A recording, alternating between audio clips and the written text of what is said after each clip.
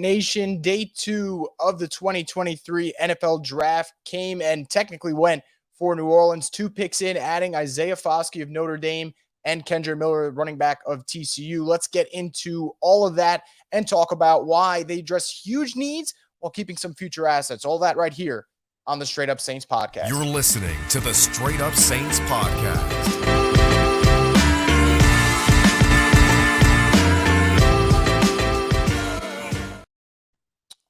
What's up, Who Dat Nation? Welcome back inside another edition of the Straight Up Saints podcast. And this program is brought to you guys by Scott Vicknair Injury Lawyers. Have you been injured in any kind of accident, car, truck, 18-wheeler, or hurt offshore? Scott Vicknair handles it all. You can give them a call at 504-500-1111 for a free consultation. Yes, free consultation. They'll always fight for the win. And someone who's going for the win right now, that's Mickey Loomis and New Orleans Saints, what they've been able to do so far in this NFL draft, adding 2 premier defensive linemen in Bryan Bresee in the first round, and then coming back around and getting Isaiah Foskey from Notre Dame, which I just love the pick. It's something I kind of hinted at yesterday and talking about how if they wanted to double down on defensive linemen, you can add an edge rusher and really give yourself some depth to that position, which was huge. And then in round 3, Kendre Miller from TCU, which who knows? Could that be your Alvin Kamara replacement long-term? If all goes well for the Saints, the answer there would be yes. So let's get into the first thing, right? Let's get into Isaiah Foskey, pick 40 from Notre Dame.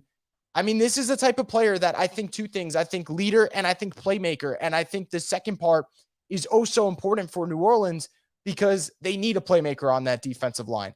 At some point, Cam Jordan is no longer going to be an impact player. He still is, thankfully. He's still making game-changing plays in the run defense. He's still doing his thing as a pass rusher from time to time.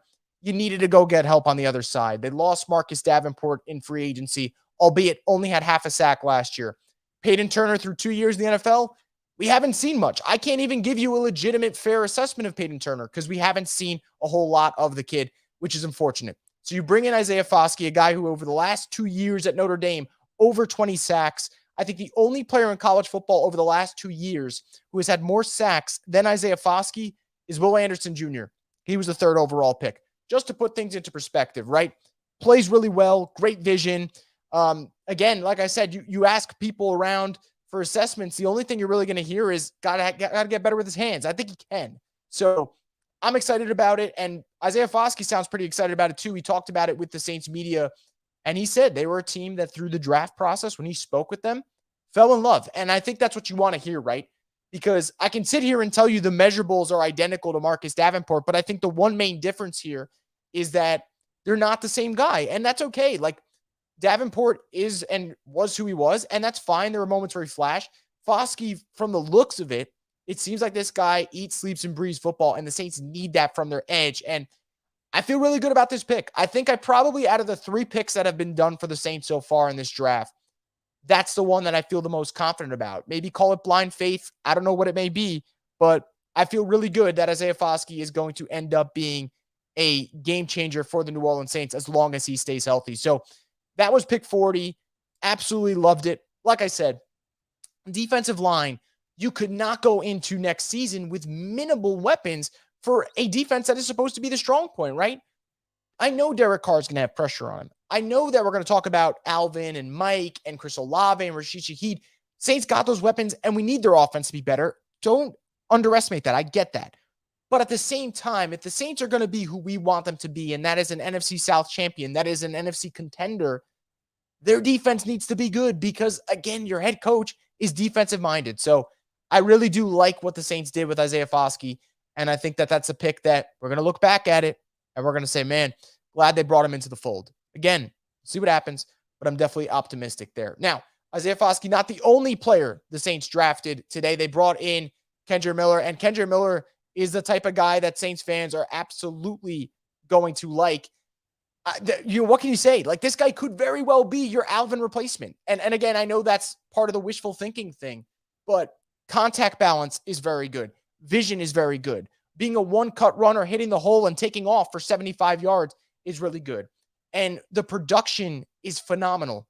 Just under 1,400 yards last year rushing. The only game he didn't have a touchdown in he got hurt. He left early with an MCL injury, which I guess you can say is a concern, but with the MCL, that's something that should be well recovered by the time training camp starts. And I think that'll be great news for New Orleans. So I think it's a plus. Just to put into perspective, by the way, talk about Kendre Miller and him just being uber productive. He had the most rushing yards out of any running back at TCU since LaDainian Tomlinson, one of the all-time great running backs. It's a fantastic stat. It's an awesome stat. And what I love about this kid, he's not even 21 yet. I believe he turns 21 later this year. Like, you are getting a young running back that, if all goes well, we could see him throughout his young career and maybe his prime shine in New Orleans if it all works. Now, the question will be, when will he be healthy? I'd imagine that'll be very soon. The injury that he dealt with, you're talking about late December. It's already late April, and it was MCL. It was not ACL. MCL timeline is much shorter than it would be ACL. So I'd imagine he'll be ready to rock. He might already be ready to rock. That'll be something that should come out after he finishes his first press conference with the Saints, and that should be available to us very soon. So hopefully we get some word on that. But I would imagine he'll be ready to go for training camp. And by the way, interestingly enough, while we're on the subject of Kendre Miller, he talked about a running back that he compares himself most to. It was Alvin. So I think there is similarities in their game. And I think Alvin, a little bit more elusive. It just seemed a little effortless to Alvin at times. And I think that's why Alvin's kind of one of one. But you can go back and watch the touchdown run that Kendre Miller had against Texas. And there is a little bit of Alvin Kamara to it, where it's like he was patient, hit the hole to the right. And then all of a sudden you're like, how did he kind of breeze down the field for 75 yards? It looked a little effortless. And that's the type of play that you watch and you go, man, if the Saints got another Alvin on their hands, that could be something. I don't want to put too much heavy expectations on the kid, but it's a good pick. It's an excellent pick. And I know that there's the debate about running backs, right? Because you have a Zach Charbonnet, you have obviously a Tyjae Spears, who is the hometown kid, and everyone would love to see him in New Orleans. Don't make a mistake about that. But I think a lot of it is preference. A lot of it is how do you view them in your scheme. And if the Saints saw similarities between Kendre and Alvin, then by all means, it makes sense for them to go get him. And I tweeted out before, and I'll say it again. If Alvin misses time, right, due to suspension, which is very much possible, then you're looking at Jamal Williams, obviously, and you're looking at Kendre Miller. And I tweeted as a joke, but I fully mean it. Like, I think it will be Miller time in New Orleans. I really do. I think this kid is going to be a good asset for them. And this offense needed playmakers. And I would add one more thing before I start getting into remaining needs and then also addressing whatever comments you guys put in the chat. I think that at the end of the day, whether it was running back, tight end, receiver, Saints just needed to get offensive players in the building. And I think for them right now, by getting in Kendre Miller, having a third running back to pair with a Michael Thomas and a Chris Olave and a Rashid Shaheed and a Juwan Johnson and a Taysom Hill, like what the Saints are doing at the end of the day is giving your quarterback more pieces. And yes, would I love for the Saints to add another pass catcher? Absolutely.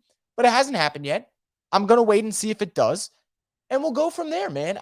It's still offense. It's still a playmaker out there. And I do think, though, for Kendre Miller's point, which is what I want to see in the pros, which we didn't get to see at TCU, what's the effectiveness as a pass catcher? I know he's talked about it and has kind of said, like, you didn't get to see the full array of him as a pass catcher at TCU, really run heavy with him. Again, like I said, you can't complain, right? 6.2 yards per carry. But you want to see more of him, and I think he can meet that. I don't think it's like one of those guys where he didn't have receiving yards because he's not a good receiver. I think he can do the damn thing, especially on screenplays, which is what the Saints value. So I like it, man. Needed a running back. I think the value adds up. I know some people are arguing, was he a fourth or fifth round? I think third round for guys like him, guys like A-Chain, Tyjae Spears, I think that was kind of the zone for them, you know? And you're splitting hairs really between late third and early fourth at this point. So I think the value holds up, and it's a position of need for the New Orleans Saints. So the last thing I'm going to do before I talk about your comments, let's get to remaining needs for the New Orleans Saints. And for the record, they have 5 picks remaining.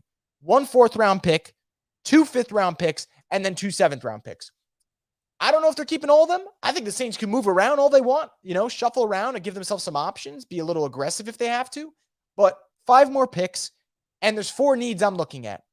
One is tight end. I think tight end, you absolutely, if there is one that you like and he's out there, go do it. And for them, I think it's going to be fascinating to see who they end up going for. But I do believe the one that people are going to mention is if he's still on the board. And I don't know if I believe he still is as the time of this recording, will be Darnell Washington from Georgia. If the Saints can somehow get him later and the medical checks out, which is the concern, interesting player to add to the mix. So tight end's one of the needs. I would say wide receiver, you can argue, is one of the needs because if Michael Thomas gets hurt, you might need an insurance policy. So where can the Saints go there?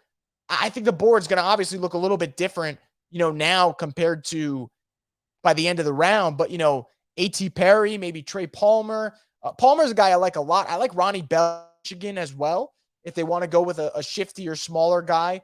I know LSU fans would like to see Kayshawn in the building. So I think there's going to be options there. So tight end, wide receiver, offensive guard. A little bit of surprise that Saints didn't go offensive guard at 40. I love that they didn't, by the way, because I love that they doubled down on defense because I think they needed to. But offensive guard would be there. And then I think the fourth and final need is a coin flip between two positions. It's linebacker depth or getting a nickel/safety. That would be the argument. I would kind of lean linebacker in my opinion because I think the Saints have enough DBs that they can make do. Whereas if DeMario or Pete goes down, it's like, all right, what is this? What is the solution? So I'm going to go final answers here for remaining needs. Tight end, wide receiver, offensive guard, linebacker, no order. Don't care how they address them. Just address them. So that's where I would be at with that. And we'll see what happens. But I think the Saints have done a tremendous job of addressing needs, not giving up future assets, letting the board come to them. And I tip my cap to them. They have done, in terms of the players they got in, it's the same, right? It fits what I thought they would do. But the way they've done it is impressive to me. They didn't get nervous. The board came to them. And you know what? Maybe next year's the year where they get super aggressive. Or maybe it's day 3, right? 5 picks in day 3. Maybe there's a player or two that falls that they like.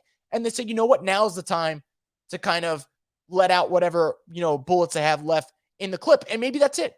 But right now, I'm over the moon about what they've done in this draft. And I'd hope that's the case for you guys. So without further ado, we talked about Isaiah Foskey, we talked about Kendre Miller, and we talked about remaining needs. So let's talk about what you guys have to say here on the Straight Up Saints podcast. And we'll get to the first comments here about looks like Brian's talking about the Panthers, saying the Panthers are looking scary though. Yikes. Yeah, Brian, I don't disagree with you. I think the Panthers comes down to one simple thing, right? Will Bryce Young be a franchise quarterback, or more importantly, will he stay healthy? If he does, us Saints fans are probably going to be going through hell for a little bit.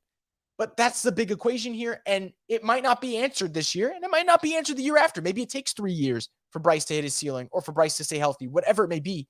But I'm not going to lie to you. I think the Panthers roster is pretty damn good. And if you said, hey, rank the NFC South teams, I would put the Saints first right now. I would put the Panthers right behind them. I think the Panthers have a very good roster. It's about how Bryce plays. I would put the Falcons third, and I would put the Bucs way dead last. Like, I think the Bucs are significantly worse than the rest of the field. But I absolutely agree with you, Brian. I do think that the Panthers are going to be out there. Remember, the Panthers swept the Saints last year, and that was with Baker starting one game and Sam Darnold starting the other. So I agree with you, Brian. You are absolutely right about that. I don't think there's a doubt in my mind. The Saints, they're going to have to be looking out there for the Panthers. Demetrius says, do you think Smoke Monday will get a fair chance this season? 2 things for him, man. Got to stay healthy, and you got to be able to be versatile. Making plays at safety is not going to be enough, right? Going to have to make plays on special teams. And like I said, he's got to be out and making an impact. And we'll see. I know the Saints liked Smoke Monday and the idea of him being a special teamer, maybe even a practice squad guy early year 1. And obviously the injury just devastating for that to happen to him. So I'll be rooting for the kid, and I would like to see it, but I just don't know if he'll end up being an actual impactful player for them. But I'm rooting for him, and I would love to see him work his way up, man. We've seen guys like JT Gray work their way up and become great special teamers. Maybe that role's there for Smoke Monday. But as of now, I don't anticipate anything where it's like he comes in and becomes an impactful safety. I just don't see it. Tyjae Spears versus Kendre Miller. Who do you prefer? Truthfully, I prefer Kendre Miller because I think Kendre Miller, I'm not as worried about the health thing. I love Tyjae Spears. I absolutely love him. But, there are some concerns about the knee. And I never thought the Saints were totally convinced on him because I asked him here on the podcast. And he said, he hasn't heard enough from the Saints. That made me think otherwise. And guess what? It worked perfect for him anyway because Kendre Miller got drafted. And then Tyjae Spears got drafted a couple picks later. So great for him. He's a day 3 pick. He's going to get some nice money. And I hope he has a hell of a career because what he did last year for Tulane was magical. But I think Kendre Miller makes a lot more sense for the Saints. I truthfully do. And if the Saints drafted Tyjae Spears, I would still be happy about the pick. I just don't know if he would have what it takes to be a bigger bell cow in the NFL, bigger guys, have the injury concerns. So we'll kind of see there. But time will answer that. And I think that's what we love about that. You know, who knows? Saints could have been wrong. Saints could have been right. We're going to have to wait and see how it all comes out. We buffed up the D-line and got younger at running back and did it before day 3. Can't complain at all. Getting a tight end and or wide receiver would really round out this draft. It would. It absolutely would. And look, I know people who are usually negative on the timeline about the Saints, and they're being pretty positive right now. Like, that speaks volumes about what they've done so far. And you know what? For me, and I'm a big complainer all the time. You guys know I complain every day of the week. I complained so many times during the regular season about the Saints. I felt like a lot of it was warranted, but I give them their props when they make the right moves. And on paper, they're making the right moves right now, man. You lost defensive line talent in free agency. I actually was glad they did because I thought that they shouldn't have ran back the same unit because I thought the D-line was sneaky bad until Caden Ellis gave them a boost in November. So you bring in Foskey, you bring in Colin Saunders, you bring in Nathan Shepard, you bring in Brian Brzee, revamping the hell out of it. Now, you got to stay healthy, and that's a big part of every football team, but I love it. I absolutely love what they've done. See some people mentioning Darnell Washington. Darnell Washington, I'm guessing the medical is like that concerning for people right now that he hasn't been drafted because this is the type of talent that you don't want to let slip, right? Tall, strong, can block already, can make plays downfield if you need him to because he's got that big frame. I'd love to see Darnell Washington in New Orleans, man. Who the heck doesn't want to see a 6'7" tight end just running down the field and making plays? But maybe the medical's bad. But you know what? Day 3, I think there's a little bit more leniency to take a risk on him, you know, because you've handled other needs and you feel like your day 1 and day 2 picks are guys that you need to play in year 1 and need to make an impact in year 1. Where day 3, think about the day 3 picks from last year. None of the Saints day 3 picks made an impact. Think about DeMarco Jackson, linebacker out of App State. So I think they could take a risk there. And I see you guys are mentioning, you know, offensive guard and tight end as needs. And I absolutely agree. I think those are going to be needs for them. Boo Miller, they let Tyjae down. It's just the nature of the business. You know, I think that there is that aspect of it, right? Where like you try to battle the fan aspect of you want to see the hometown kid for the Saints, but it's like, okay, you know that it's football, man. And that's for every team, right? I'm sure there's Falcons fans that want to see Georgia players on their squad and it doesn't happen. So, you know, I'm sure there's Falcons fans that wanted Jalen Carter at 8 and they got Bijan Robinson, which is not a bad pick, obviously, in terms of talent, but it's the business, man. They don't go by the hometown kids sometimes. They go by what they think is right on their board. And sometimes it hurts for the fans, but just the nature of it, guys. Jesse says, I'm psyched for Isaiah Foskey. Not going to lie. As am I, man. As am I. I said it before, and if you guys weren't in here at the beginning of the show, I'll say it again. Out of all the Saints draft picks, Isaiah Foskey is the one I'm most excited about. I know that sounds weird maybe to some people, but I don't know. I started watching his tape a couple of weeks ago, and he just made so much sense for this team, and I'm just glad that he's here. I think he's going to be a big player for them. What if the Saints trade for Hunter Renfrow? Sign me up. I mean, I don't think he would cost that much. I think your day 3 is what I was looking. I tweeted about this last week or 2 weeks ago. I got some flack for it. And people were like, man, why the hell are you bringing up Hunter Renfrow? And I'm like, I'm saying it as if you don't have to trade a lot for him, right? A day 3 pick, you know, a 4th rounder and a 7th rounder for Hunter Renfrow. I would do that.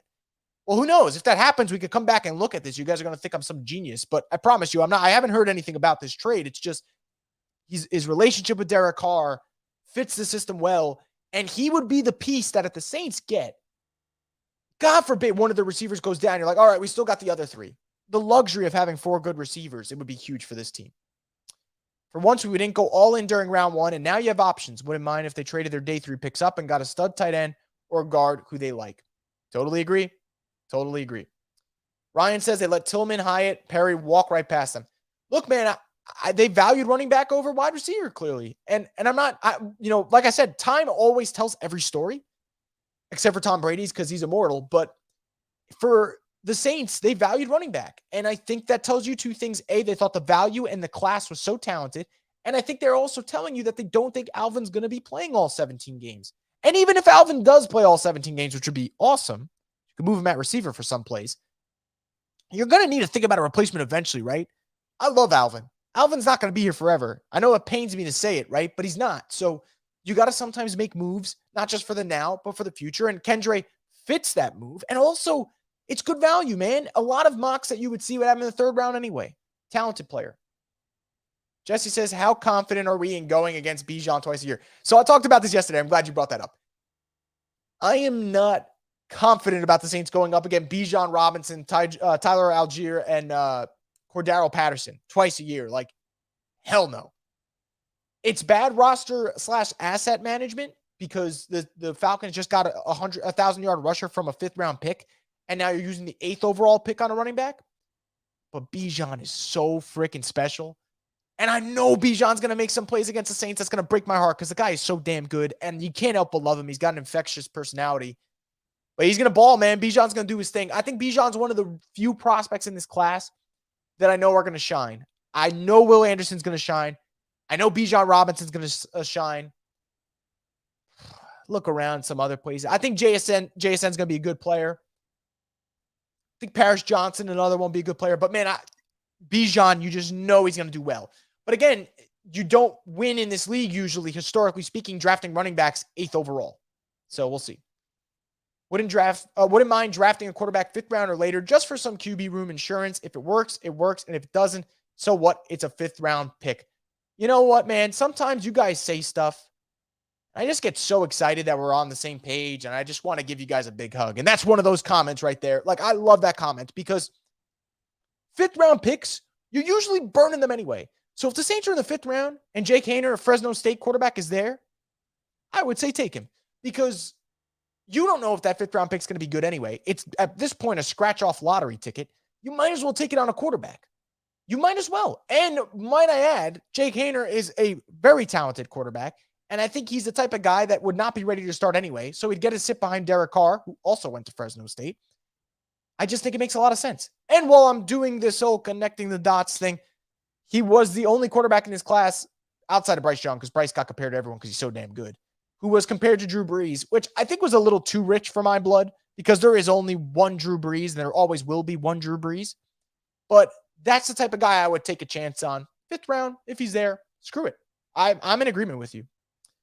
Ryan says we're going to get smoked against Atlanta with Patterson, Algier, Bijan, and also running RPOs. Possible. It's possible. Trust me, man, I try to be unbiased. The Falcons' run offense is going to be insane next season. It's going to be really fun to watch. I mean, not for us, but for, teams that don't care whether or not the Falcons have a good team or not.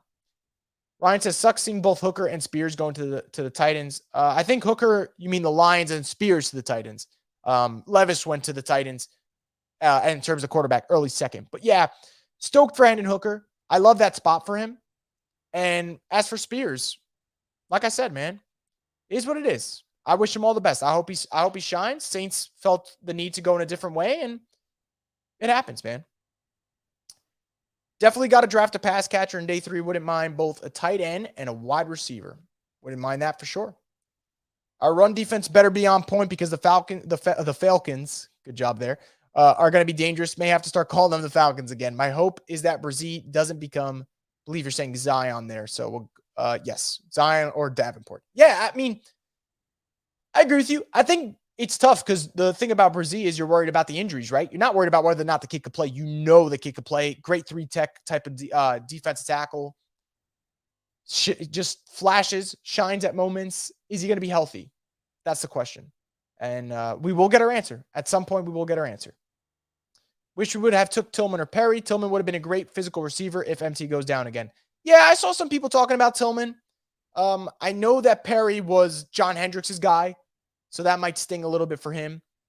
Like I said, Saints probably thought running back was a little bit more of a pressing need. Probably liked the options more. So can't really fault them, man. Now it's just all about, I gave you the patience. I let the pick happen. Now we got to see if it works. And hopefully it does, because if it doesn't, obviously we're all going to be sad in a year's time. What are you thinking about Peyton Turner next season? Hayden asked. I'm thinking he better stay on the football field, because if he doesn't stay on the football field and he's not healthy and Isaiah Foskey starts playing well, probably will be out of New Orleans. And I don't mean that maliciously. I want Peyton Turner to shine. I think he's a great guy, but he's got to be on the football field, man. I got to search it up because right now my memory's not serving me well. I got to see how many games Peyton Turner's played in his NFL career because it's just bugging me right now. Think about it. He's played in 13 games. He's played in 13 games out of, what's the math on 17 times 2, guys? I'm killing myself here. So 34? I mean, he's played 13 out of 34 games. So, yeah, he's got to stay on the field. That's what I'm thinking about him. I love the question, by the way, Hayden. I absolutely do. But I can't make any assessment of him because he's never on the field, which is really, really disappointing. Ryan says, I would take Washington tomorrow. I think that seems to be a popular theme. Connor says, I still think we are the favorites to win the division. To be fair, we had Andy Dalton as our QB. No, I don't argue with that. I think the Saints are still the favorites to win the NFC South, and they should be because they got a lot of veterans. Now they've added some new pieces that I like, and more importantly, you upgraded a quarterback with Derek Carr. And I do think had the Saints had Derek Carr last year, I do think they would have won the division. And I know Derek Carr didn't play well last year, and I'm a man of my word. I'm sticking to it. I think Derek Carr is not who he was last year. He's more who he was in 2021. Good quarterback, can lead you to the playoffs. But he wasn't good last year, but the Saints had terrible quarterback play in some moments. I thought Andy overachieved at times, and then I thought there were times where Andy was terrible. And then there were times where the offense in general, not just Andy, were terrible. The last week of the season against the Panthers, and then the Niners game where they literally didn't score a single point. I'd take double A, Darnell Washington, or the linebacker from Cincy or Tulane in the fourth. Do you think they take Bakersville in later rounds? Yeah, it looks, Darnell Washington seems to be the popular trend here as I go through this. But we'll see.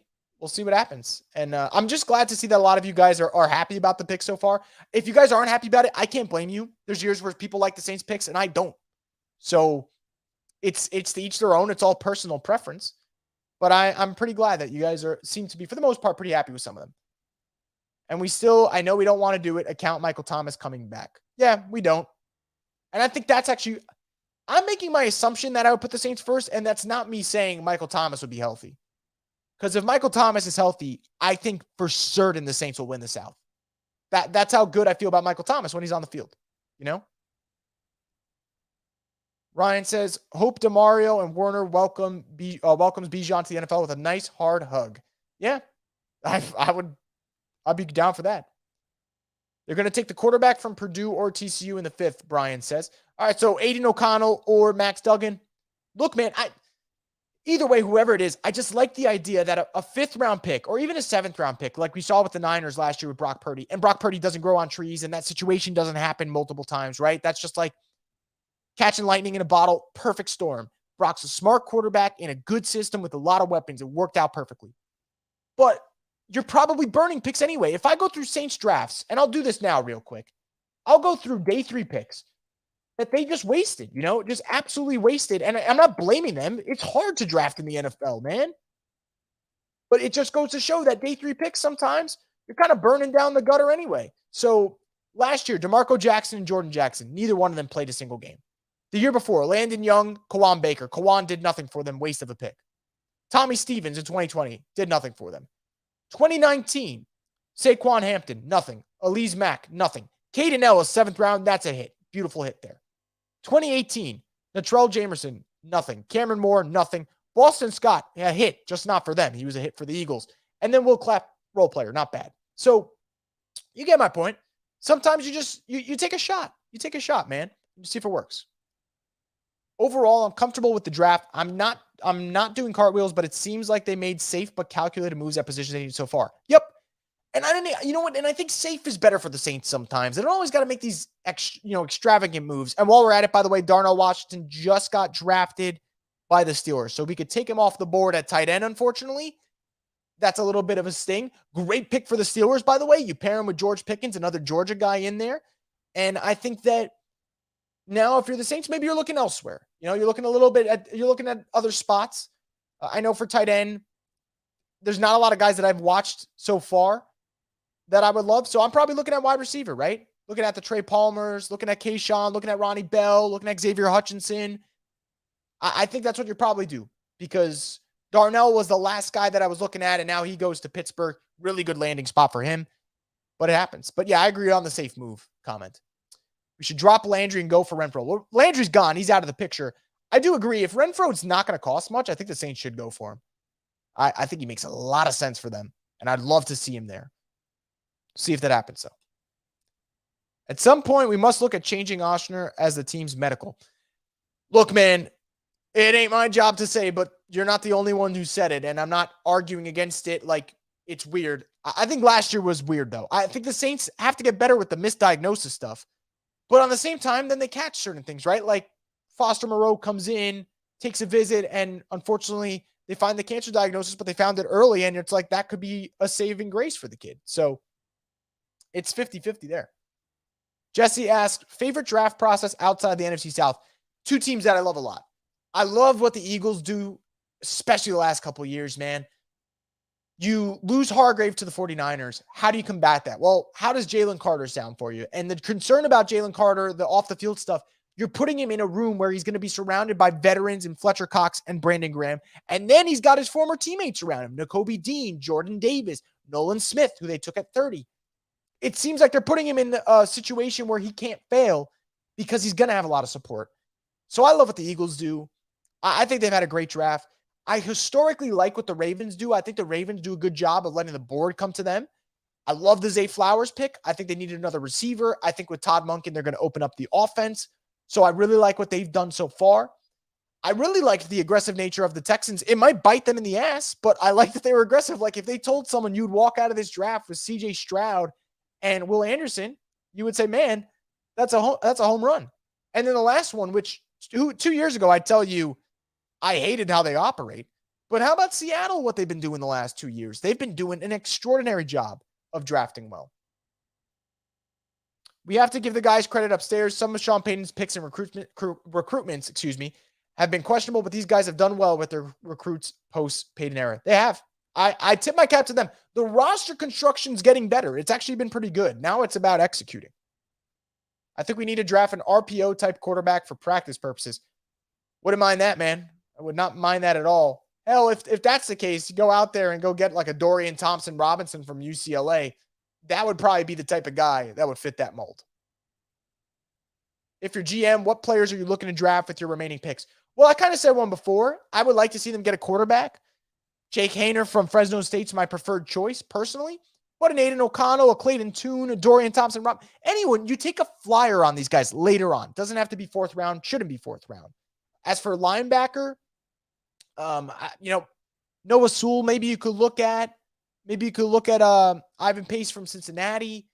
There's guys out there. There's guys out there for sure. Offensive guard, I think the NC State offensive guard was someone brought it up to me on Twitter a couple weeks ago. And I went back and I looked at his film. He's pretty decent. Maybe that's a guy the Saints can look at, maybe 4th round if he's still on the board. But that's what you're probably looking at right now. And then this is a personal bias because I watched a lot of Nebraska football, which is, shame on me that I did that. Trey Palmer would be a guy I'd like at wide receiver if the Saints are looking around. And Ronnie Bell from Michigan. Those are two guys. I watched a lot of Big Ten football, unfortunately. And those are two players that I watched. Miller won't replace AK, but they will make a dynamic backfield duo. And I would be A-okay with that. And remember, they do have Jamal Williams. So you got your goal line back in there to do some things. I like what the Chiefs and Eagles do. Yeah, I agree on the Eagles one, and I love that you brought up the Chiefs. The Chiefs are another team.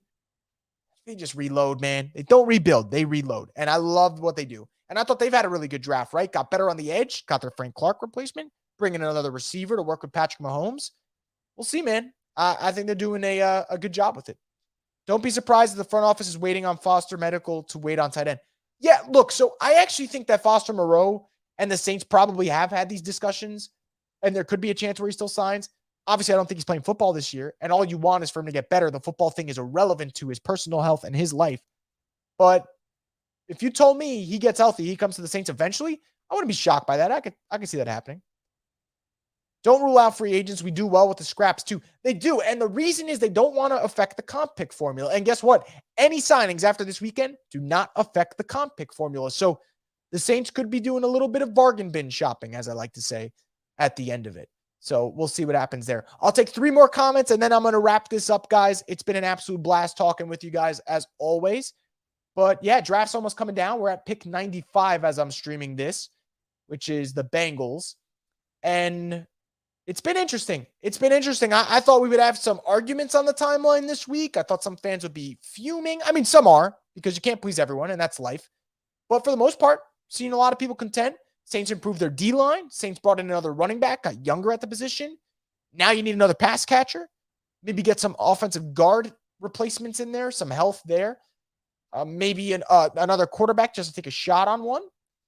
And what was the other position we talked about? I think we talked about linebacker too. Linebacker, you go out and get another one.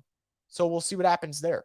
But anyway, guys, I really appreciate you guys tuning in for this edition of the Straight Up Saints podcast. If anyone missed it or you didn't catch the full thing, you can go back on YouTube to check it out. And I'll also post the link and the audio format for it on Twitter for you guys to check out the full pod. But that's going to do it for this edition of the Straight Up Saints podcast, the destination for the Who Dat Nation.